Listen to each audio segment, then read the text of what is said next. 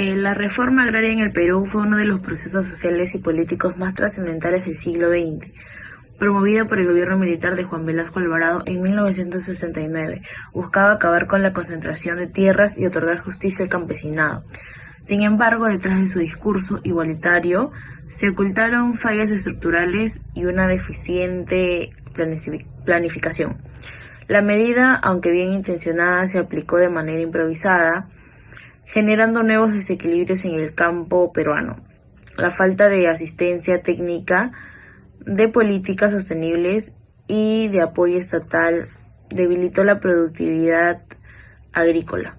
Además, el autoritarismo del régimen limitó la participación ciudadana y sustituyó la dependencia hacia los hacendados por una nueva subordinación al Estado.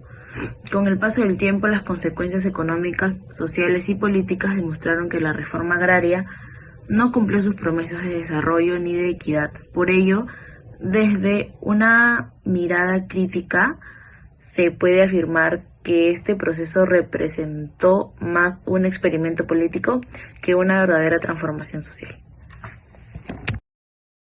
La reforma agraria en el Perú, impulsada por el gobierno militar de Juan Velasco Alvarado en 1969, fue una medida de gran carga política, antes que una política de desarrollo rural. Bajo el discurso de justicia social y nacionalismo, el régimen utilizó la redistribución de tierras como herramienta para debilitar a la oligarquía y consolidar el control del Estado sobre la sociedad. Según el Comercio, en el año 2019, la expropiación masiva se ejecutó de forma autoritaria, sin participación ciudadana ni respeto por la institucionalidad democrática. Este proceso concentró el poder en manos del gobierno militar, sustituyendo la antigua dominación terrateniente por una nueva dependencia hacia el Estado. El historiador Nelson Manrique y el Instituto Peruano de Economía en el año 2021 coinciden en que la reforma respondió más a un proyecto político ideológico que a una estrategia técnica, buscando crear una base social que legitimara al régimen. Las cooperativas agrarias y organismos creados sirvieron como mecanismo de control político, donde se designaban dirigentes afines al gobierno y se reforzaba la propaganda del Nuevo Perú. Además, la censura y la falta de debate público impidieron la crítica, generando un ambiente de uniformidad política. En lugar de democratizar el campo, la reforma agraria reforzó el centralismo y debilitó la institucionalidad, mostrando que fue, ante todo, una herramienta de poder antes que una auténtica transformación social. Durante los años posteriores a la reforma agraria en el Perú, las expectativas de lograr un desarrollo rural más justo y próspero no se cumplieron como se había soñado, aunque la intención principal fue redistribuir la tierra entre miles de campesinos para darles mayores oportunidades. En la práctica surgieron nuevos problemas. Muchas de las cooperativas y empresas comunales creadas de la reforma carecieron de asesoría técnica, de financiamiento y de acceso a mercados competitivos. Esto hizo que su productividad agrícola disminuyera notablemente. En lugar de impulsar el crecimiento del campo y de la economía nacional, se generó un proceso de estancamiento caracterizado por baja eficiencia, poca inversión y una administración improvisada. Como consecuencia, la producción agrícola se redujo y el campo perdió su papel como motor de desarrollo.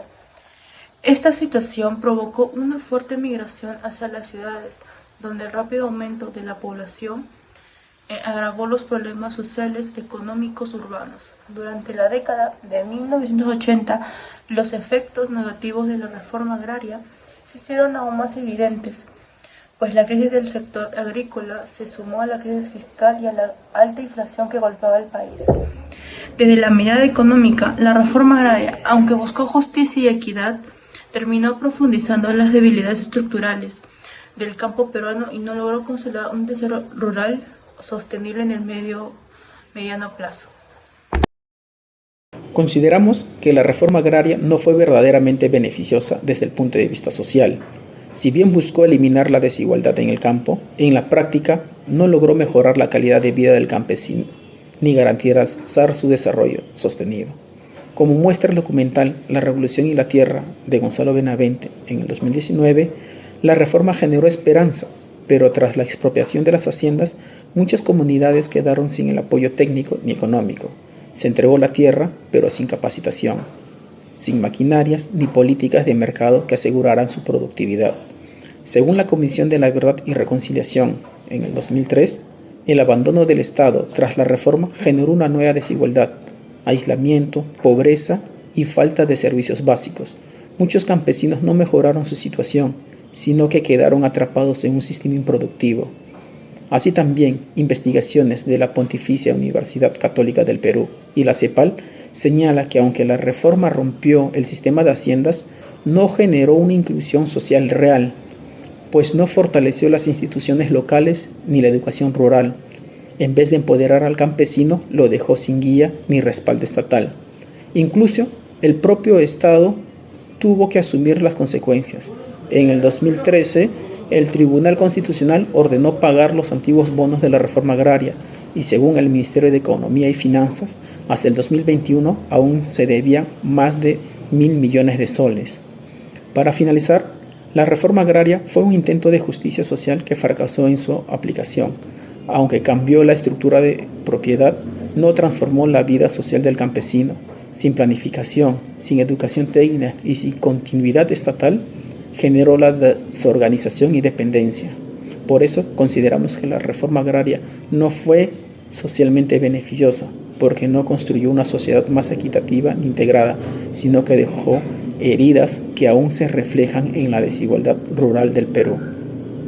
Como conclusiones, tenemos que en síntesis, la reforma agraria no logró alcanzar los objetivos de justicia y progreso que proclamaba.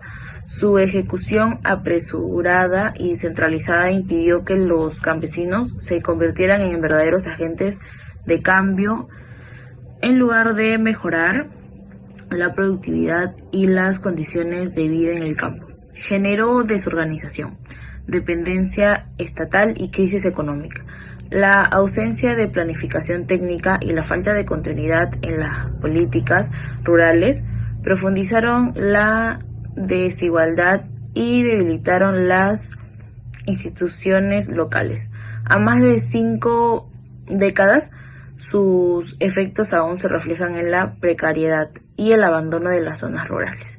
Por todo ello, la reforma agraria debe entenderse como una lección histórica de cómo las políticas sociales, cuando se aplican sin visión integral ni participación democrática, pueden terminar perjudicando a quienes pretendían beneficiar.